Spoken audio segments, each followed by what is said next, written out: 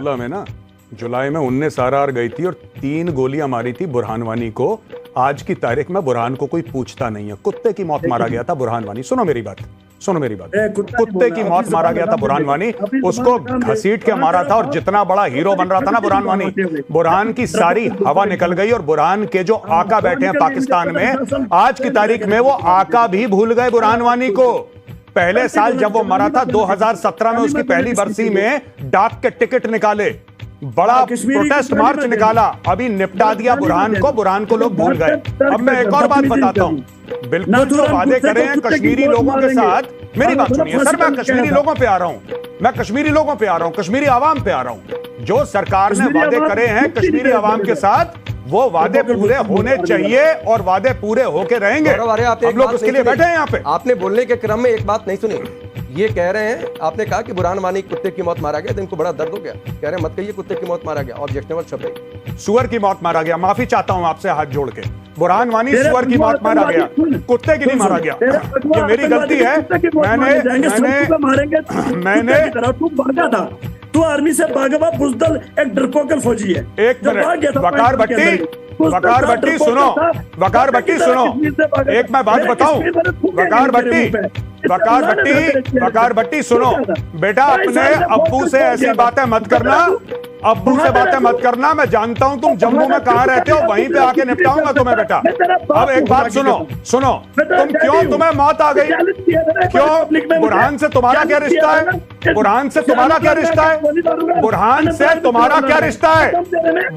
तुम्हारा क्या रिश्ता है? ये लोग राजनीतिक दलाल हैं, ये आतंकवादियों का गाना गाते हैं और पैसे कमाते हैं। सेहत देखो इस आदमी को देखो, ये कोई ईमानदारी का काम नहीं करता। ऐसे बड़े बड़े गाल इसके निकले हुए, इससे पूछो कमाता कहां है पैसे? ये कहां से पैसे कमाते हो? राजनीतिक दलाली करके। सुअर की मौत मरा था और हिजबुल मुजाहिदीन का हर एक आतंकवादी सुअर की मौत मरेगा, ठीक है? और सुनो, जिस गौरव आर्या को तुम बोल रहे हो, मेरे ही जैसे यंग ऑफिसर ने छाती पर रख के 19 आरआर का था, छाती पर रख के 3 गोलियां मारी थी।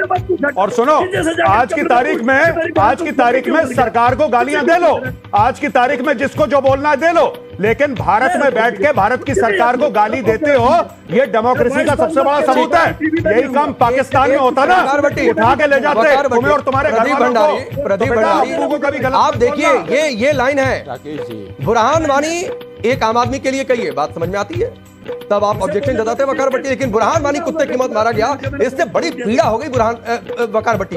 राकेश जी, आपके शो पे एक डेकोरेटेड आर्मी ऑफिसर मेजर गौरव आर्या के लिए किस तरीके से अपमानजनक शब्दों का प्रयोग किया ये सेपरेटिस्ट नेता वकार भाटी ने, और ये आतंकवादी बुरहान वानी के लिए बैटिंग कर रहे हैं। और इनके आका जो है जाके अफजल गुरु जैसे आतंकवादी जिसने हिंदुस्तान के ऊपर जंग छेड़ने की बात करी थी, जो हिंदुस्तान की यूनिटी और इंटेग्रिटी के साथ नहीं है, उसको मारा बनाते हैं। ये क्या बात करेंगे? ये तो जम्मू का लोकतंत्र है, जहां पे जाके मैं वकार भट्टी को एक और बात बोलना चाहता हूं, जहां पे अफजल गुरु को गाड़ा है उसको दोबारा निकालो कब्र से, दोबारा टांगो उसको, और फिर कब्र में डालो और फिर निकालो और फिर टांगो। सुनो मेरी बात,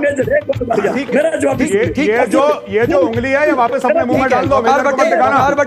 वकार भट्टी सुनिए ना, सुनिए, वकार भट्टी वक्त कम है, लेकिन मैं बार बार कह रहा हूं, आतंकियों के लिए सहानुभूति मेरे सामने मत दिखाया करिए। और इसीलिए मैंने कहा था कि आज मेजर गौरव आर्या होंगे स्टूडियो में, क्योंकि वो इस तरीके की भाषा का भाई सही से जवाब देंगे।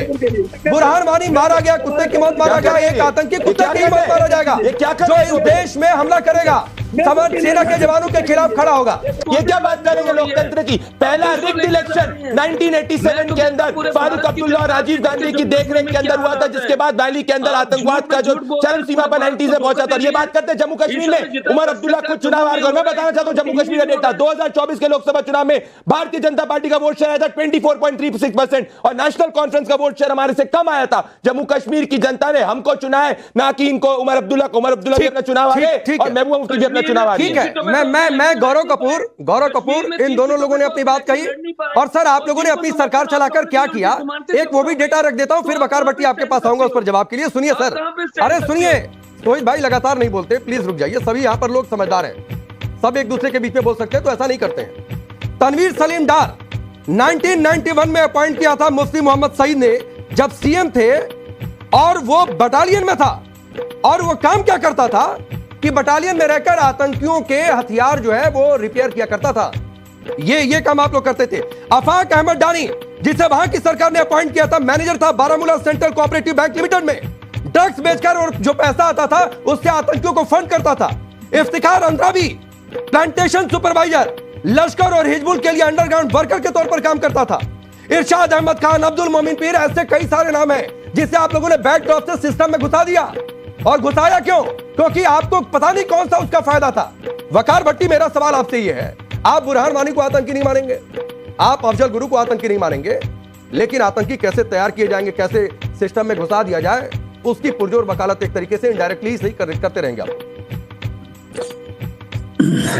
ये जो उंगली है ये वापस अपने मुंह में डाल दो। वकार भट्टी सुनिए ना, सुनिए, वक्त कम है वकार भट्टी, वक्त कम है, लेकिन मैं बार बार कह रहा हूँ, आतंकियों के लिए सहानुभूति मेरे सामने मत दिखाया करिए। जैसे आपने आज दिन तक हिंदुस्तान ने नाथूराम गोडसे को आतंकवादी नहीं माना, जैसे आपने 1984 के सिखों के कातलों को आतंकवादी नहीं माना, जैसे 2002 के गुजरात के दंगा करने वाले हजारों मुसलमानों को शहीद करने वालों को आतंकवादी नहीं माना, जैसे आपने सैकड़ों हजारों मुसलमानों को जिनोसाइड करने वाले गाय के नाम पे, लव जहाद के नाम पे, जो गाय के नाम पे बगवादारी है, उनको आतंकवादी नहीं मानते, तो पहले खुद को देखिए। वकार भट्टी, हमने नाथूराम गोडसे को फूलमाला नहीं पहनाई, और आपने सरतन से जुदा के जो नारे लगाए, जम्मू कश्मीर में या तो इस्लाम में आ जाओ और या तो फिर कश्मीर घाटी छोड़कर चले जाओ, कश्मीरी पंडितों को, उन लोगों को आपने आतंकवादी मान लिया क्या? देखिए, अगर कश्मीरी पंडितों का इतना ही दर्द है, आप सबको इतना ही प्यार है, इतनी मोहब्बत है, तो 30 साल से खाली डिबेट ही क्यों कर रहे हो? बसा लो ना भाई, 370 खत्म किया आपने। नहीं, मेरे हिस्से का काम है मेजर गौरव आर्या कि मैं डिबेट करूं, सवाल पूछूं, लेकिन वकार भट्टी के हिस्से का काम यह है कि अफजल गुरु के साथ जाकर खड़े हो जाएंगे। इनके हिस्से का काम यह है कि बुरहान वानी के साथ जाकर खड़े हो जाएंगे। इनके हिस्से का काम है कि आतंकी को गोली लग जाए तो यहाँ बैठकर आंसू बहाने लगेंगे। मैं चुनाव कंटेस्ट कर रहा हूँ, फिर भी टाइम लेके आपके पास आता हूँ, क्योंकि मुझे अभी तो सर ठीक है, आप अपनी बात कहने के लिए आ रहे हैं तो आपकी बात मैं रख रहा हूँ, ऐसा थोड़ा नहीं कि आपकी बात मैंने दबा दी है। अभी मेजर साहब भी मुस्कुरा रहे हैं, अभी उन्होंने भी कुछ ना कुछ पूछना होगा, तो पहले मुझे बात रखने दीजिए।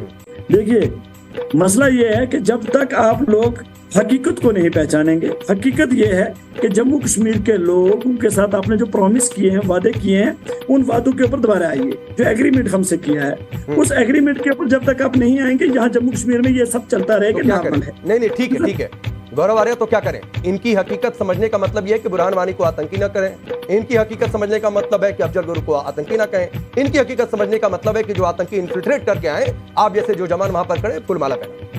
नमस्कार दोस्तों, बीसीआर न्यूज में आपका स्वागत है। मैं हूं आपका होस्ट एंड दोस्त अजय शास्त्री। उम्मीद है आपको ये हमारा वीडियो अच्छा लगा होगा, तो आप इसको शेयर कीजिए और लाइक कीजिए, और साथ साथ हमारे चैनल को सब्सक्राइब भी कीजिए। जी हाँ, ऐसे ही नए वीडियो के साथ फिर आपके साथ हाजिर होंगे। तब तक के लिए आपसे अलविदा लेते हैं। भारत माता की जय, वंदे मातरम, जय हिंद दोस्तों।